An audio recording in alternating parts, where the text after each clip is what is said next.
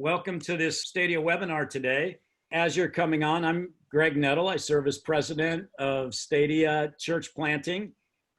And about a year ago now, not quite a year ago, Stadia convened a blue sky session out in Estes Park, Colorado, where we invited leaders in the technology world from across the country. We had it was fascinating, some of the leaders that joined us to talk about where tech is right now.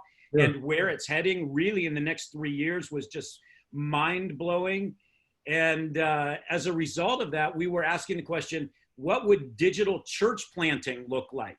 Yeah. And we came away so convinced that we absolutely had to move in that direction that we started assembling our team months ago to actually go, how would we train online church planters? What does it mean for the global scheme? And what does it mean for children's ministry? How do we disciple children and so forth?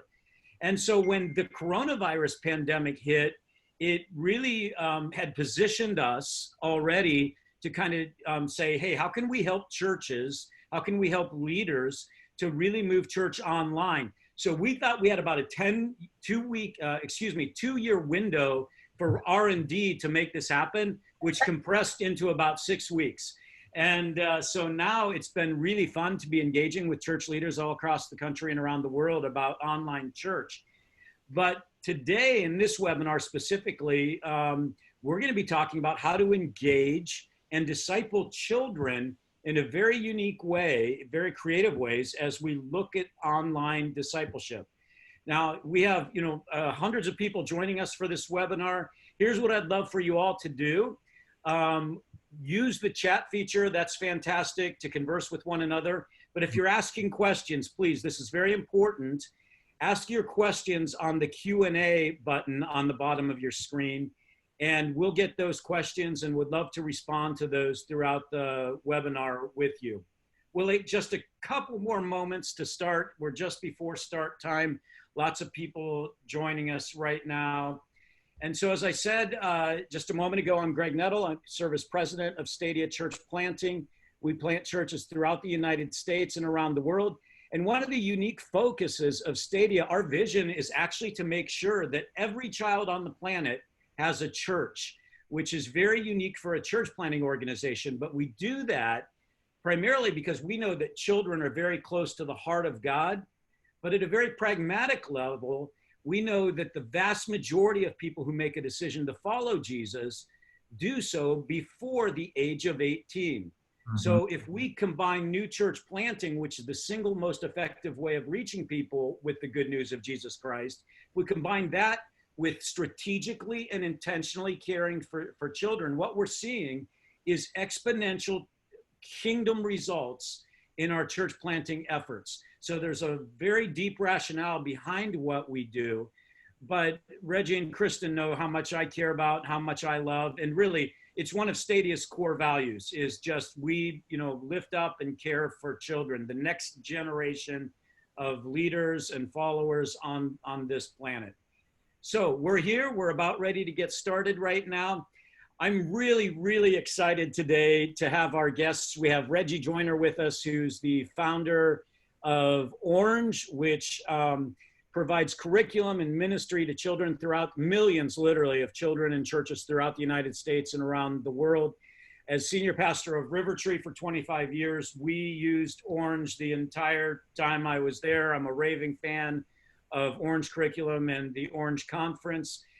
Reggie, you're also the co-founder and one of the original leaders of North Point Community Church, which a lot of people may not even be aware of that and the impact you had there. Kristen, I always love having you with us. Kristen is one of the developers of all the Orange curriculum and is one of the co-founders of the Phase Project and so many other things. Both are authors. Kristen, I love you. You've been a teacher in the past, right?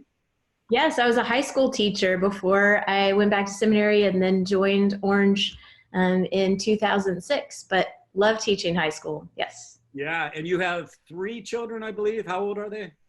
My kids right now are 4. Bear with me, it's been a long week. 9, no, 8 and 10, 4, 8, and 10. We're all doing homeschool, online, everything's shifted, and it's an interesting time to be a parent. You know, Kristen, it's really fascinating. I was talking to some friends this morning. You know, our governor in Ohio, I live near Cleveland, Ohio, and they just announced, literally, I got the text a few moments ago from our local school superintendent. Ohio schools are now closed till May 1st. And I was just saying, my son, Elijah, is 11 years old. He is fully engaged in school online. They have that fully up and running here now, as well as he's part of this organization called Mathnasium, where we took him 3 days a week for advanced math tutoring. That's all online now. It's incredible. So the church has to stay, you know, current with all this, because every other industry is doing that right now, right? Right. Absolutely. I was actually right before this call forwarding a link for my youngest daughter's Zoom call today that's happening right now, where she'll have 12 or 13 4-year-olds on a Zoom call with each other so they can see each other's faces, wave to each other, who knows what else. For at least 1 minute until it's over. So you can imagine a Zoom call with a whole lot of 4-year-olds. But yes, our kids are online and connecting and doing online learning, and their world has moved to Google Classroom, Zoom, everything else in between. Yeah, and you know, my son, he has cousins that live in Canada, and we actually had a Zoom family pizza party this past Saturday night, right? So we had people from Canada, we had family in Florida, we're all eating pizza, the kids are all on it. And one of the things that made me realize was, so you have the aspect of school that is certainly the learning aspect, but there's also the social connectivity. And I think one of the things I'd love to hear you all speaking into is just, you know, we all have a need for relationships, but our children are isolated now. Mm-hmm. And what do we, you know, talk about that a little bit. Well, one of our student leaders of our curriculum also is a small group leader. Her name is Crystal Chang. Crystal's done an amazing job with her small group because she's a small group leader, and philosophically as an organization, you know, one of our values is to lead small, to think in terms of small context, because we feel like relational relevance gets bigger the smaller the group is. And so in her world, she would explain how in the last month or two, her relationships have actually gone deeper with the kids and the students in her small group, simply because, you know, she can text them about issues. She's staying in contact with them during the crisis. They're doing some Zoom small groups together. And I think there's a different kind of openness. I think social distancing is causing creativity to thrive, and social distance is also causing the idea of being personal with each other to go deeper in a strange kind of way. And so I think that there's an incredible opportunity for us to invite ourselves into a community, even outside the church, that craves connection, that craves understanding what it looks like in the light of this crisis, to kind of have hope. Hope becomes, in my mind, the biggest word the church can kind of hang on to help a generation see what's next. But I do think this is kind of a brand new opportunity in a positive way. Not that the crisis is positive, but the opportunity is positive for us to reinvent something we've all been working on anyway. It's like you said at the beginning of this, you had to fast forward a 2-year thing to a 6-week thing.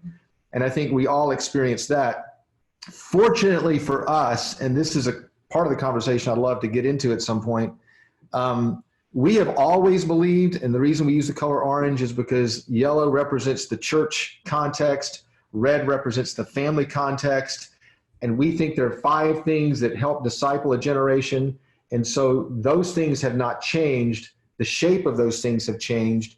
And we think the red dial, which we're experiencing everywhere, the idea of partnering with parents to connect with their kids, has become all of a sudden a value for churches in a way that it never was, and in a way that we've been trying to say for a decade: make the church the hero, make the parent the champion. Now we have this opportunity to really do that in a fresh way. Does that make sense?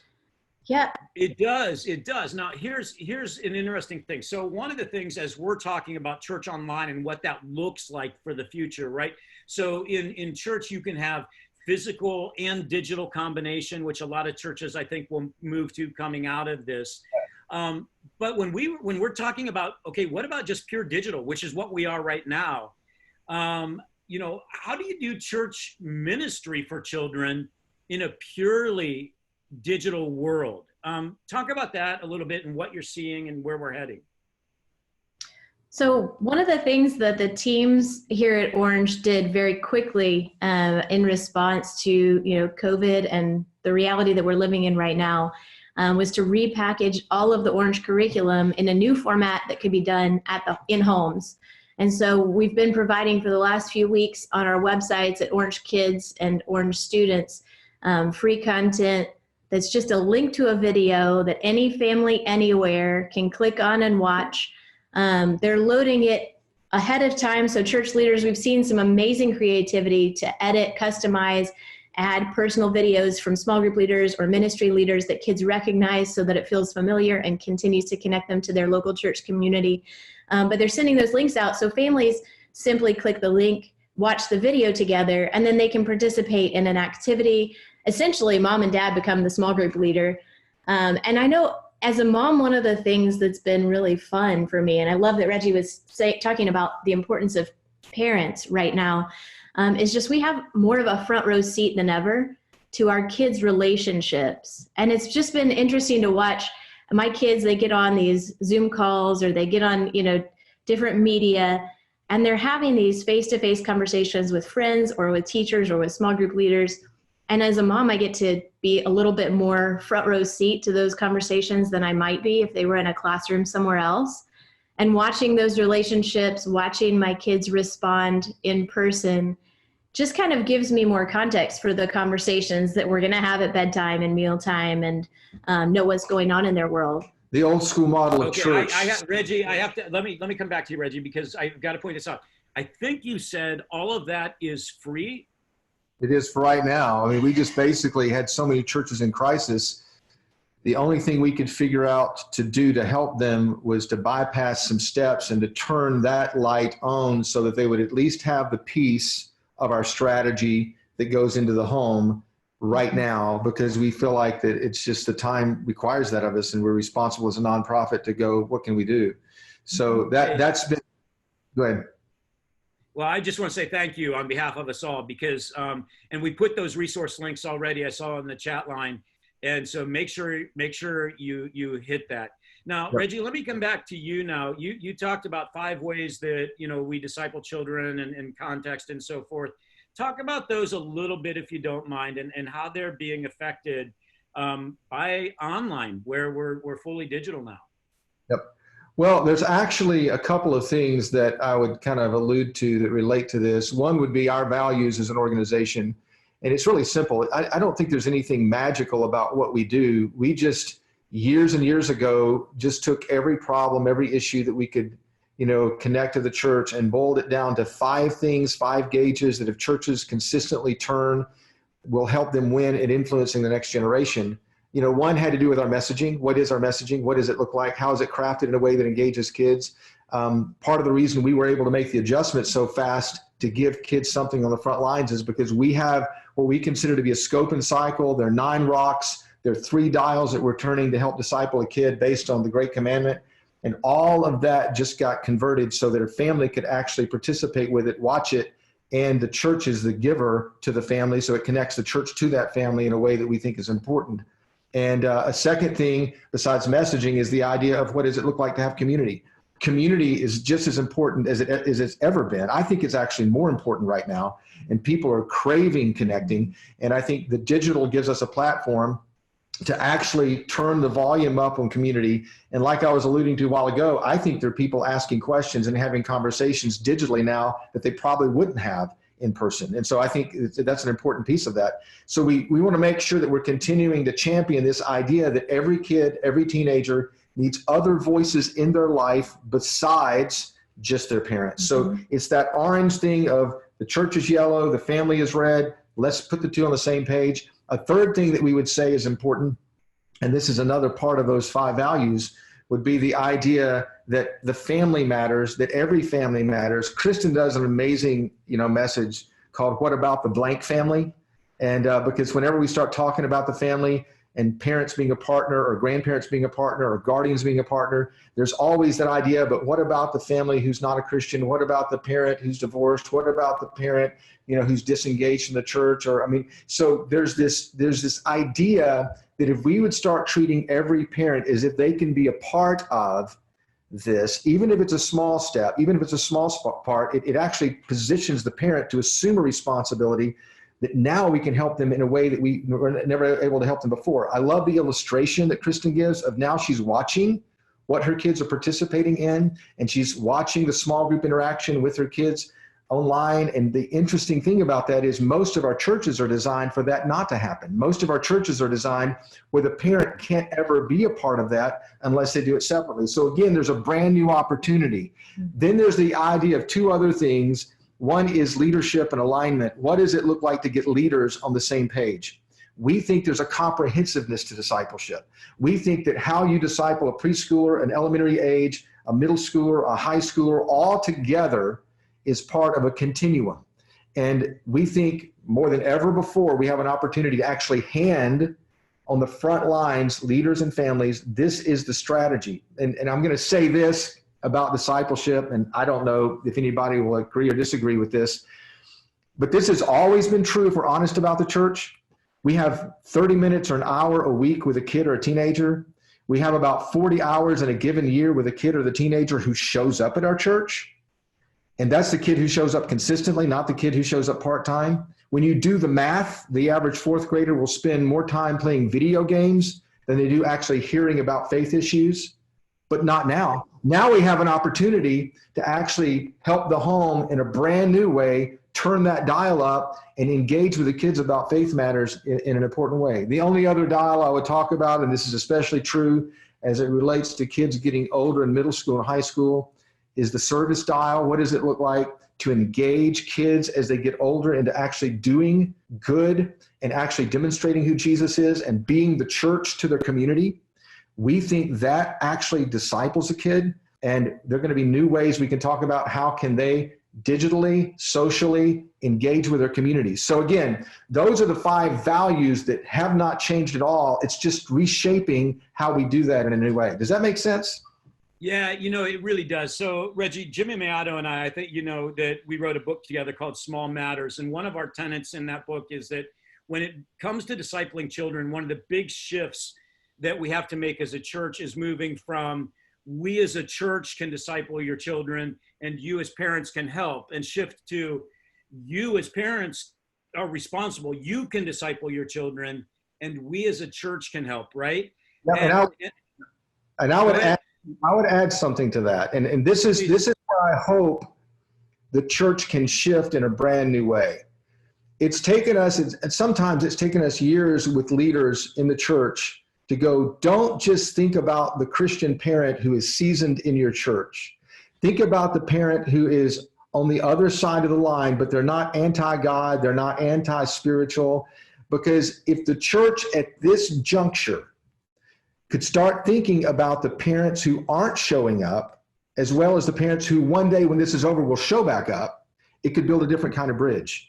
I mean, I talked with our staff, a couple of weeks ago about 9/11. We were there, during 9/11. We watched everything take place. The difference is on 9/11, everybody showed back up at church. In this crisis, nobody can come to church. We were driven by a question before this: what can we do to get ready for who is coming Sunday? Now the question is, what can we do to get ready for who is not coming Sunday?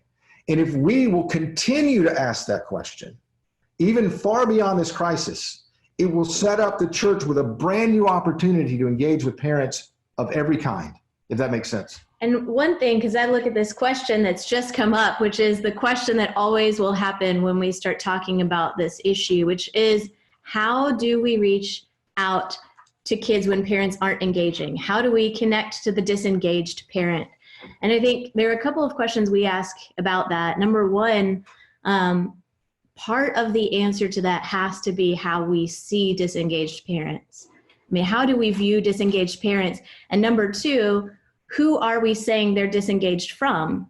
If we're asking the question, parents who are disengaged from our local church, from us as ministry leaders, the answer is going to look different than if we're talking about, are you talking about parents who are disengaged from their kids? A lot of parents fall in a category of being disengaged from ministry leaders, but they're still engaged with their kids, and they care very deeply about their kids' future, their kids' success. And so when we can understand disengaged parents who might not be engaged with the church, but are heavily engaged in their own children's life and formation and future, then you automatically know something about that parent that you can lean into to make a connection that will matter to that parent. Those parents are asking, you know, who can help me right now in this world where I suddenly became a homeschooler? Who can help me right now when I don't know how to connect my kid online, or I don't know how to talk to them about fear and anxiety and pandemics and a changing reality, and explain to my preschooler why we don't go to preschool right now?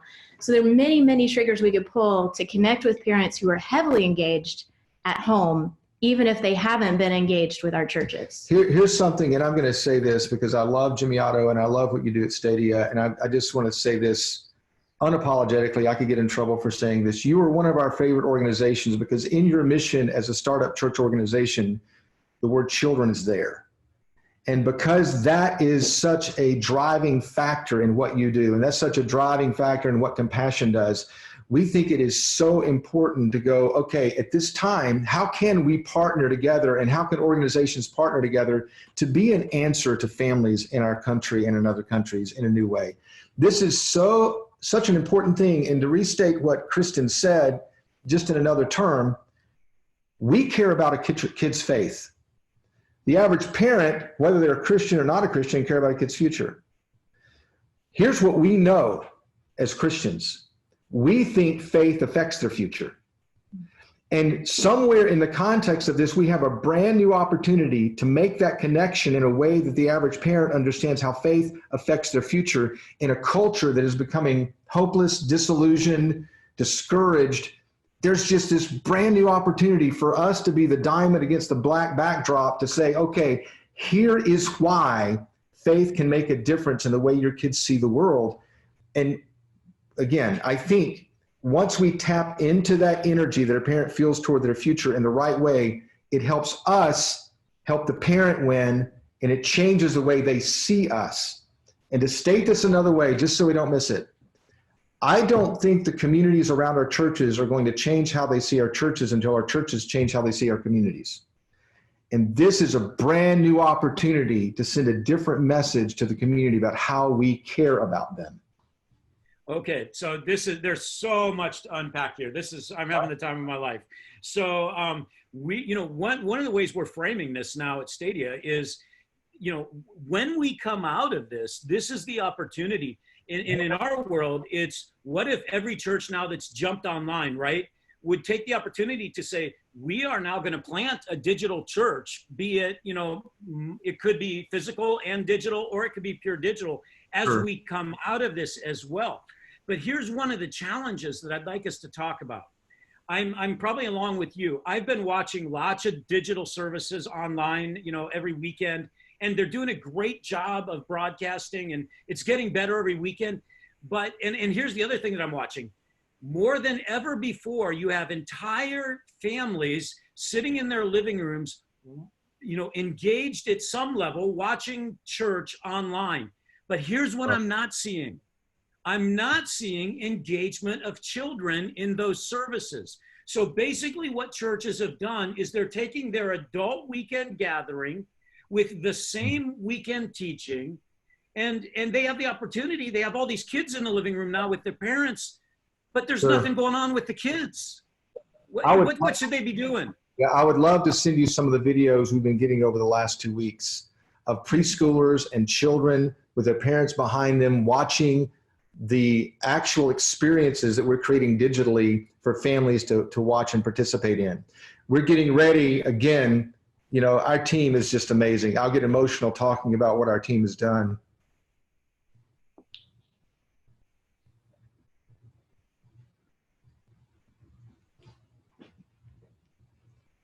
They have created an Easter experience so that families could have it digitally. This will be, and Kristen will have to pick up here because I'm old and I'm emotional, but this will be the first Easter that families around this country have not gotten dressed up in their Easter best. and shown up in a physical building.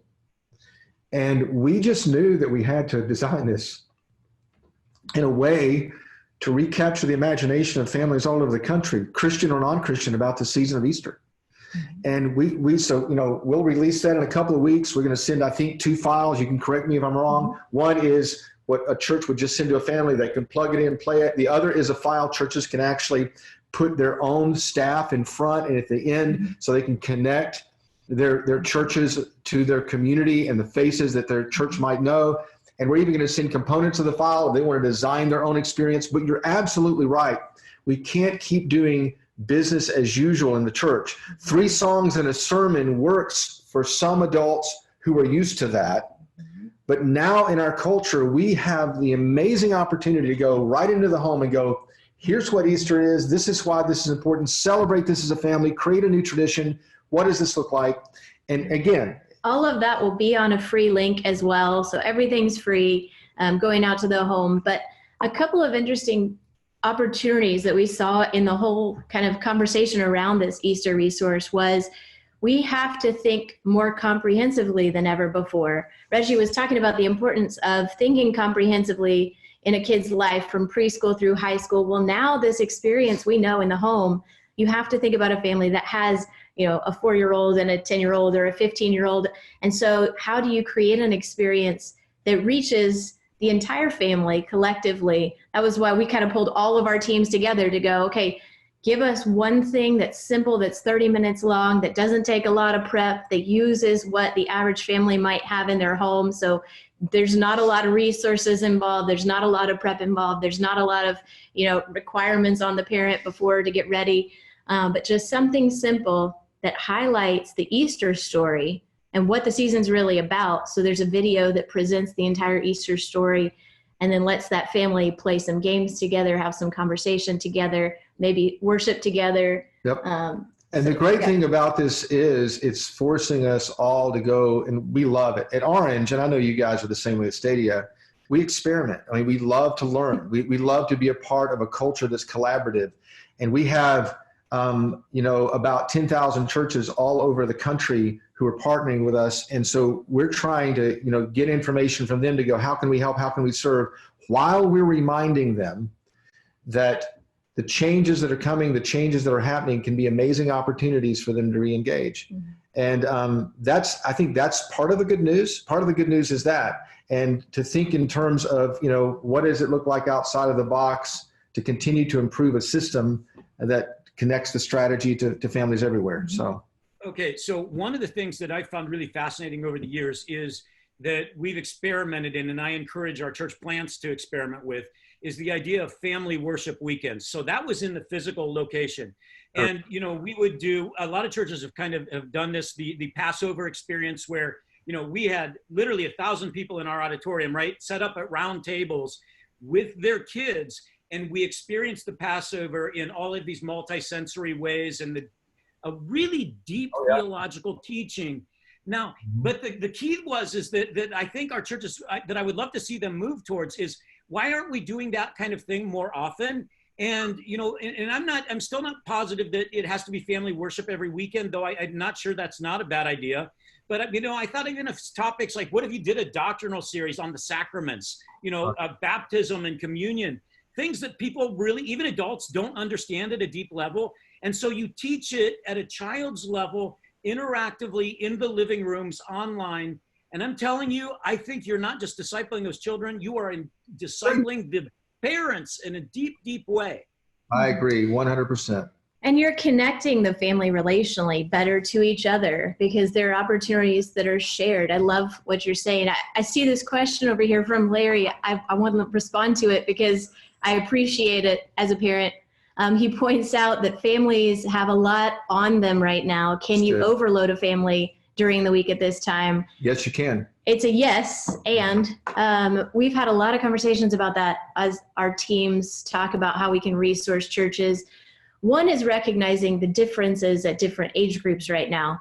We're hearing preschool parents say, give us more, give us more, give us more, because now they're in the home with very, very little people and they can't go to the park. They can't go, out to the bounce house. They can't go to the, play dates or connections. There's very little childcare that's still available. And so a lot of parents with preschoolers are asking for more.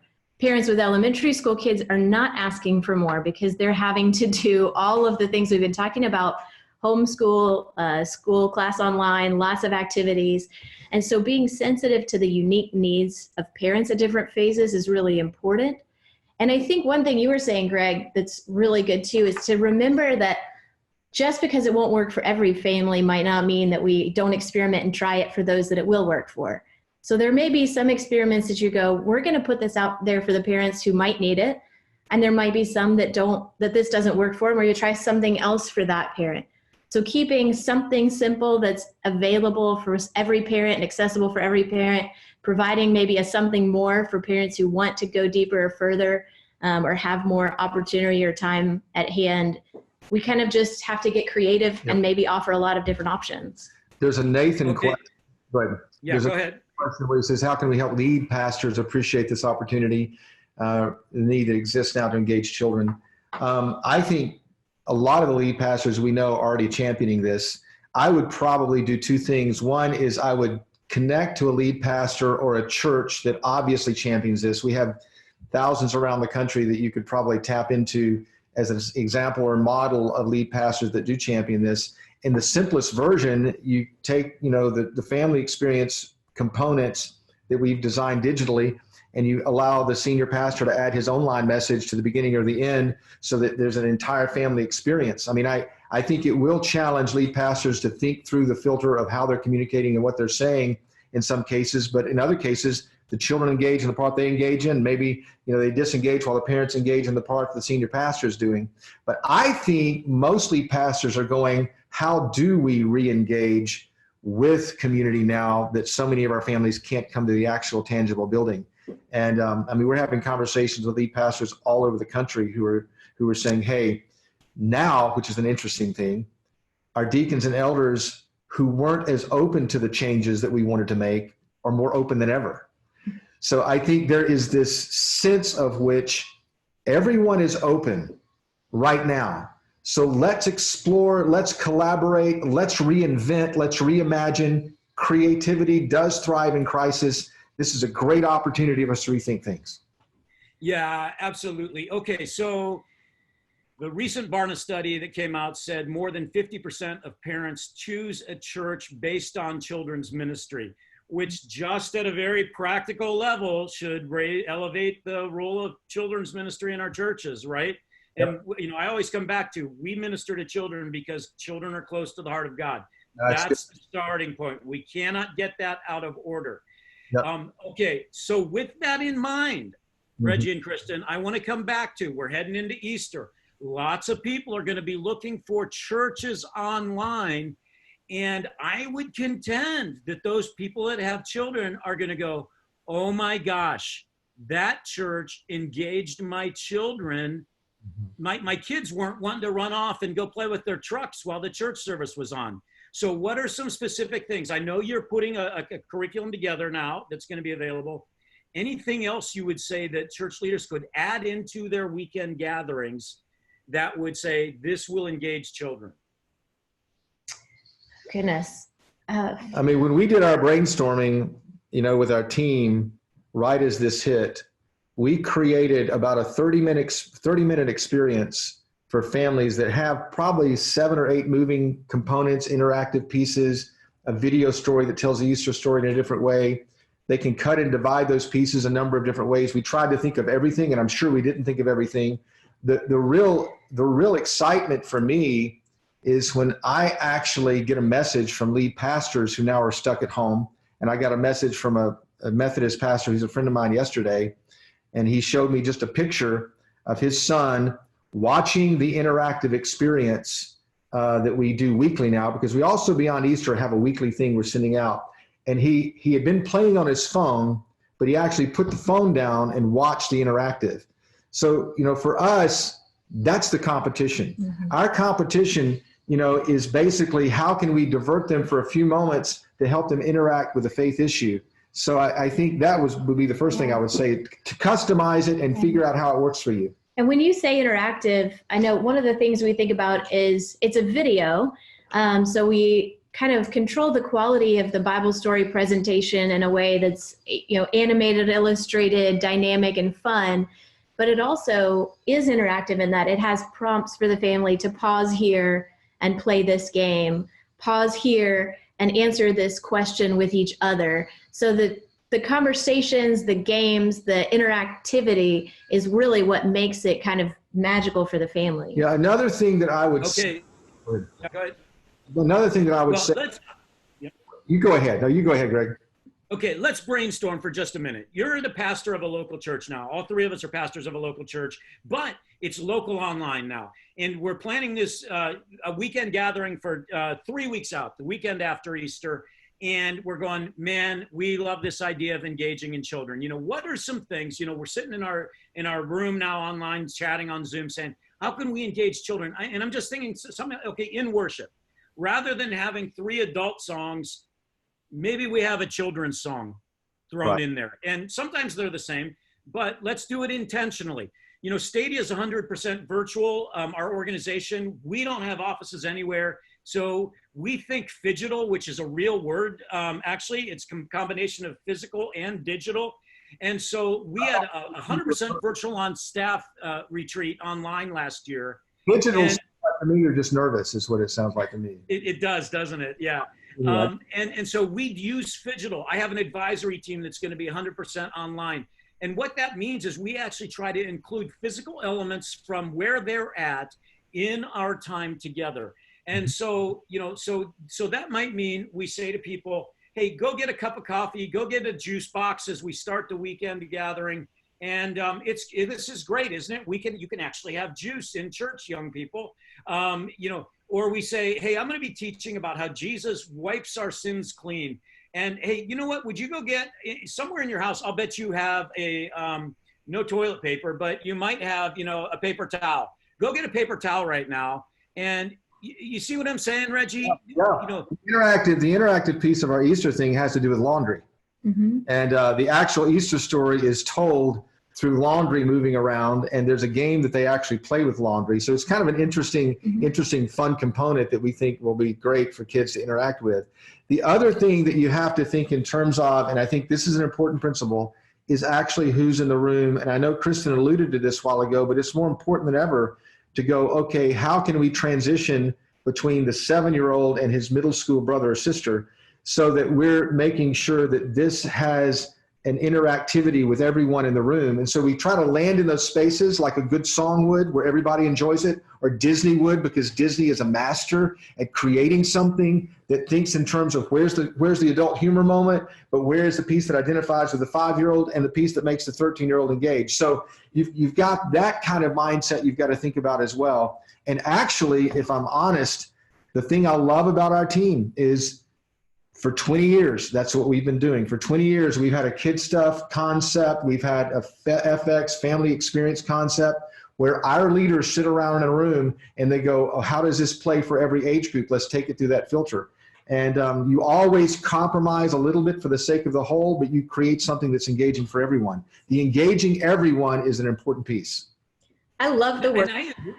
Yeah, phygital. We may borrow the word phygital. I think we're going to just adopt it. I love that, because it's not only great for teaching kids, for teaching middle schoolers, but if we're really honest, adults learn better that way too. Yeah. So making something dynamic and interactive that plays to what you've got in your hand and what you I'm getting phygital right now. I understand. Yeah, for sure. Yeah, and even thinking about communion, which is an important element, especially on Easter weekend, right? And even sending out notes to the, your church members in advance, or having it on your website of saying, hey, please have some juice and some bread available, because we're going to take communion together. And that's phygital. That's what phygital is. I think for us, the learning experience is such a powerful thing, because we have 40 different denominations who are represented in a spectrum around our country who play with us. And the interesting thing is, and this is something I've learned over the last decade, in every one of those channels of denominations, there's kind of a range between how open they are to change and the ones who really are driving change. So you could almost take those channels of denominations and draw what I would consider to be a horizontal line along all those vertical lines of denominations. And there is a group of churches that are trying to make sure that they influence and engage with the unchurched and the people who are coming to their church in new and fresh ways. They have more in common along that horizontal line than they have even within their denominations. And I see a growing number of churches across denominational who are going, let's do this together, let's play together. The church is bigger than any one denomination, and let's, for the sake of kids and teenagers, let's change the world.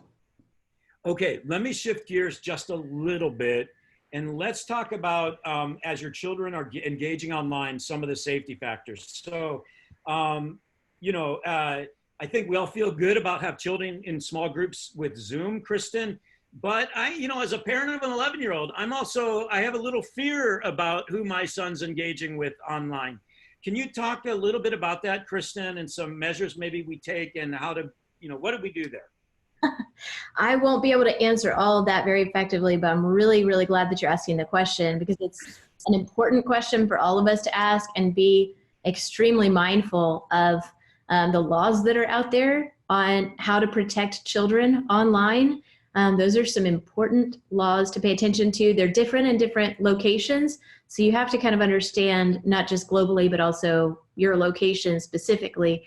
Again, when there's multiple people in the group call, you're pretty safe. When you've got multiple and you're on a channel, when it moves to a space where it's just one adult and one child, minor, online, you're going to have a lot more risk involved. And I think parents, wise parents would have some concerns about who is this person, and if they're connecting with my kid in this fashion, what is being said and what's happening. And there's definitely some risk involved. So I think as a church leader, if you're encouraging your small group leaders to stay connected, it's more important than ever before to also help guide them to pay attention to both what's legal and also just what's wise. I think the same, go ahead. No. I think most of the same rules apply whether you're in a physical room together or in a digital space together.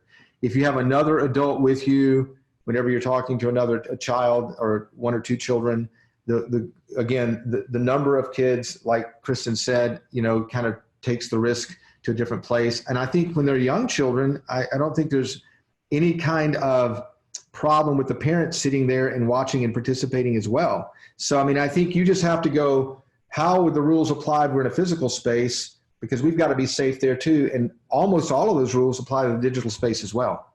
Yeah, in all of our church plants and the pastors we work with, I think most churches around the country now, for their children's workers at River Tree, we have to be fingerprinted in advance before, background checks before. All that applies. Yeah. And so if you're having someone be a children's worker online, all of those things you still have to have the workers go through.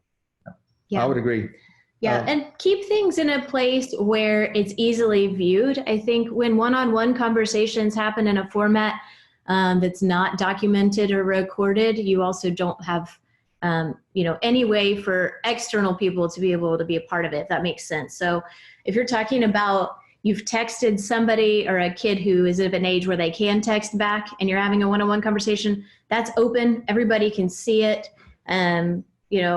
It might be different than if it's a video across a platform that nobody's a part of and it disappears, and just be, I think, especially mindful of those situations. There's a number of questions here. I'll just try to run through some of them real quick. How do you help small group leaders who are juggling so many different hats and emotions stay engaged and connected to their few? I think you give them 3 or 4 simple options where they can actually maybe send a video to the kids to watch. I think there's other ways you can connect them. We have a Lead Small app that I think can be used oftentimes to text multiple kids together. There's other apps involved that as well. Go ahead. Okay, wait. Talk about those specifically. Give us practical, what are those apps that we can use? Well, so the Lead Small app is just Lead Small, and it's free. It has some content available that small group leaders could use if they're interested. I also have seen some creative organizations do things. Like my preschool, I thought this was kind of fun the other day for preschool kids who obviously, you're talking about the youngest category there.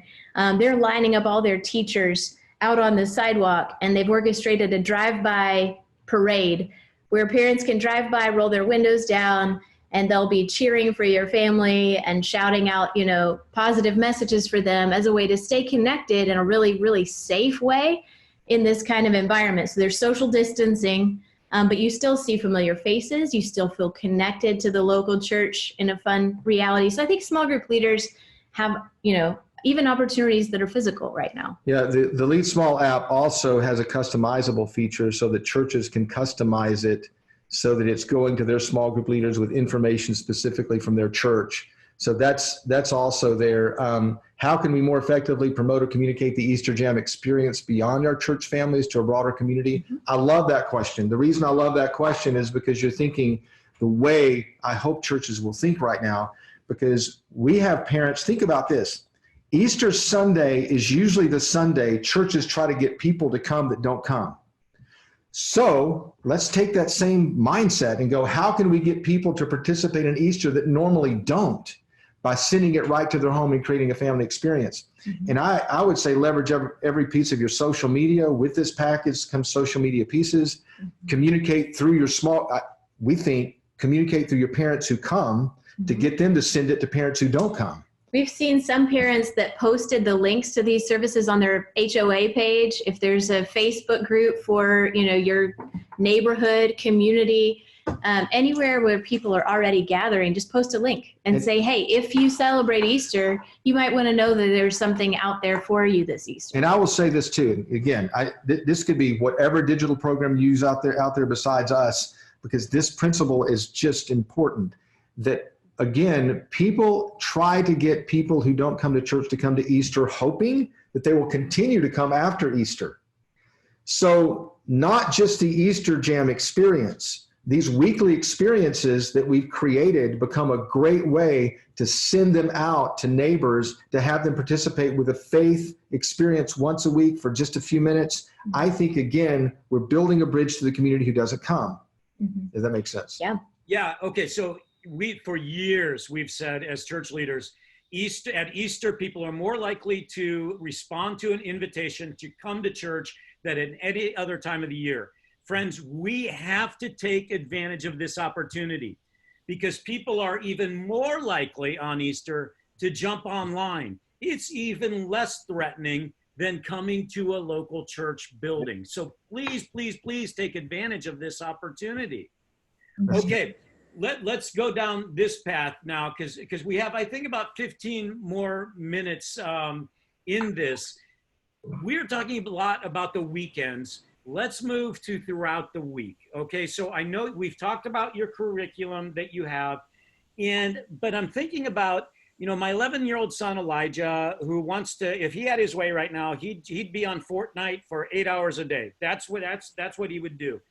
What are the opportunities now? Because I'm thinking about my wife, Julie, and I, and we're thinking, oh my gosh, if we had an hour a day even, yep, of something really positive that we could engage with Elijah, or honestly, just have him sit and do himself, yep, online, that was involved in something positive and disciple making. Do you have any resources or ideas about that? So one of the moves that we're working on this week is creating some repackaged content that's more readily accessible for families for that very reason. So we have archives of Bible story videos that we've gone back, and we've got music videos with worship songs and character development songs and things like that, that have always been released to churches first. And now we're flipping it as an organization to think family first. And not just to say this to us, you all as church leaders, this isn't just about orange resources. Any resources that you have in your hand right now, I go back to, for years we've told the story of Moses at the burning bush. And one of the takeaways as we tell that story is that God said, what do you have in your hand? And it was his staff. And all he needed to go to Pharaoh was what he currently had in his hand. Look at what you have in your hand right now, and think not just about what you would do in your church ministry environments, but how can you take the resources you have and go to the family first? Because that's what we're thinking. We're going, okay, archives of Bible story videos, we're putting those on a YouTube channel right now, because we want to go, every family everywhere could tune in, could watch right here for free and have that kind of engagement. We have music videos. Let's put them on YouTube right now, which is what we're doing this week.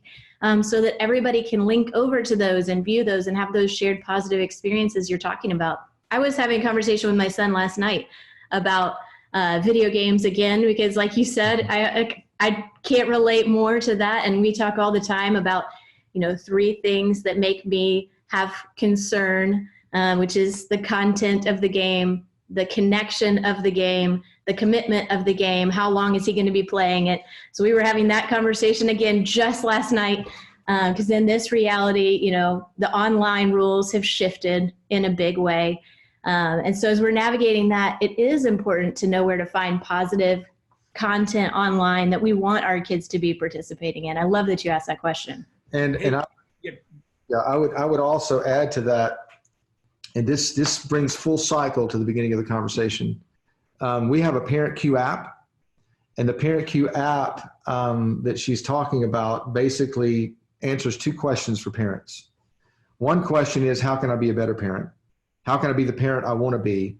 By giving them information to understand their kid at different phases and giving them cues to kind of, just kind of stretch their parenting skills.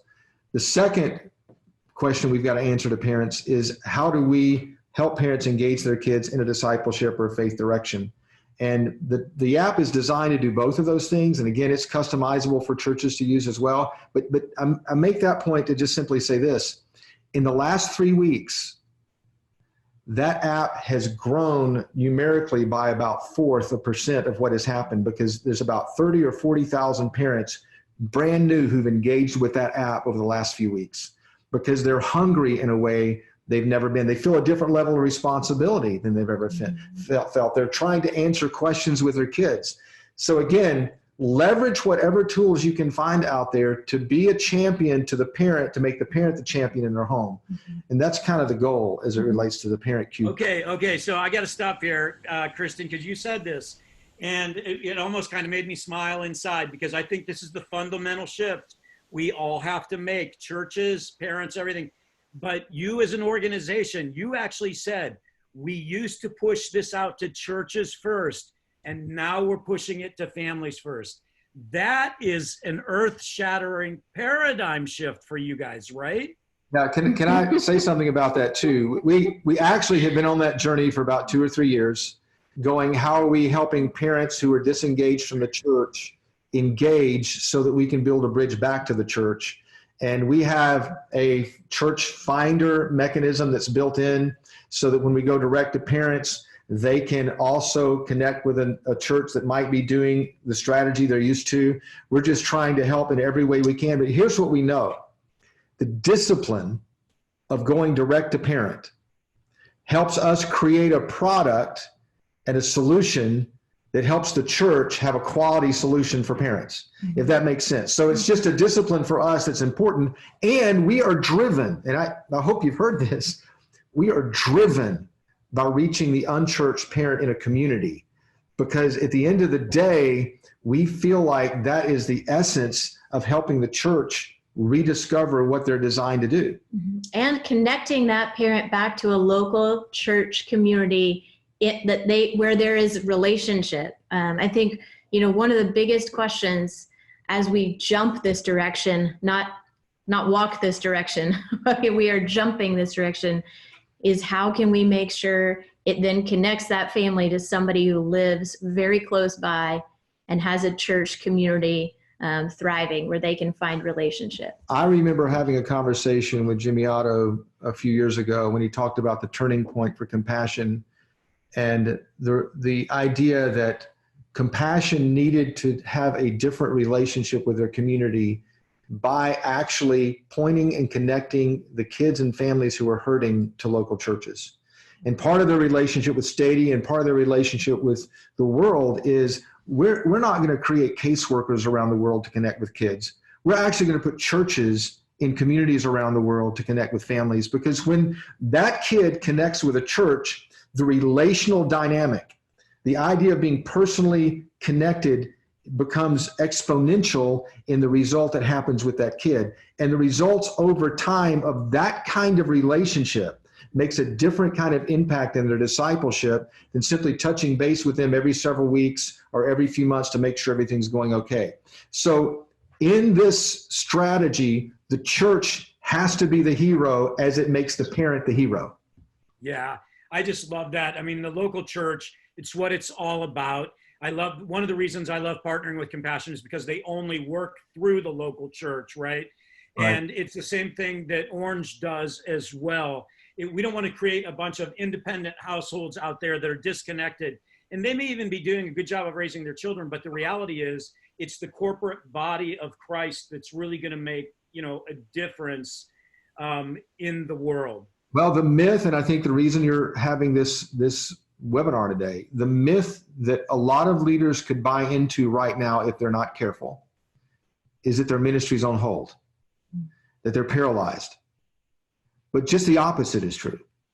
They have a brand new opportunity to reimagine what it looks like to help community, to help parents, to not wait for them to come, but to go to them. And I think that's the invitation today. I mean, it's kind of like when we talked to our staff in our staff meeting earlier today. We talked about staying personally safe with our staff, and we also said, but also personally invite yourself into the lives of some people that you don't know. Because at the moment of this time right now, people are more open than they have ever been to actually, in spite of social distancing, being personally connected. And I think that's such an important thing to keep in the back of our mind as we move forward. Okay, so a couple challenges, I think, coming out of this webinar that I'd like to challenge all of you very personally about. Number one, I think we need to look at some weekends after Easter that are out there still and say, how can we add family-friendly elements to our weekend gatherings? I would love to challenge every single one of you to go back and say, hey, we need to put some other creative elements in our weekend gathering that are family and child-friendly rather than just doing business as usual and broadcasting our adult service. Here's the second thing. I wish we would have had the survey up. Didn't think about it till the middle of this and then forgot about it. But my hunch is there are probably some senior pastors on this webinar, but there are probably a whole lot of you who senior pastors or you personally as children's ministers or directors said, okay, we're going to jump on this. And here's what I want you to do. Would you please get your senior pastors to watch this? Here's what we'll do at Stadia. We'll send this out to tens of thousands of church leaders that are on our mailing list to the senior pastors, and I'll personally say to them, watch this. This is one of the most important webinars we've ever done, and this has to influence the way you're doing your online gatherings and your discipleship of children's ministry. So we'll do that, but I need you to take that and do that yourselves. Reggie and Christine, anything else as we kind of wrap up here together?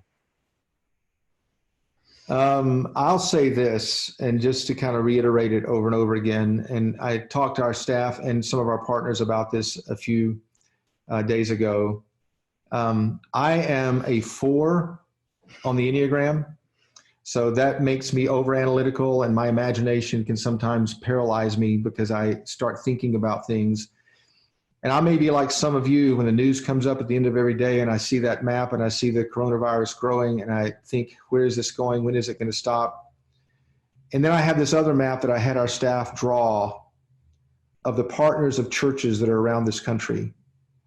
And I can't help but think about the 10,000 partners that are in our org, the partners with Stadia, the partners with all these other orgs around the country that are nonprofits and churches on the front lines of this. And I just had this thought that wherever this goes, there are churches there. And I think more than ever before, we have the message of hope that we can give a generation, and hope gets louder when the world gets darker. And so let's just try to think in terms of praying for each other's churches on the front lines of this and be as creative as we can to not hold on to what we have done, but to, with open hands, reimagine everything to connect with our communities.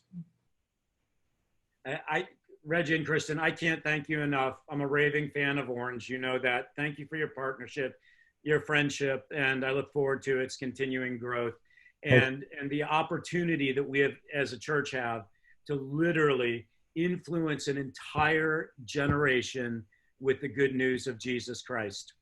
Right. Hey friends, this coming Thursday, just 2 days from now, is our next webinar. I have Aaron Brockett, a close friend of mine. He's senior pastor of Traders Point in Indianapolis. One of the big shifts we have to make now is moving from, oh my gosh, we're going online, to how do we care for people? How do we continue the church's mission? How do we pastor people? How do we serve the elderly, those who are sick? And so we're going to be talking about moving the church on mission forward this Thursday. Reggie and Kristen, thank you. And everyone else, hope to see you Thursday.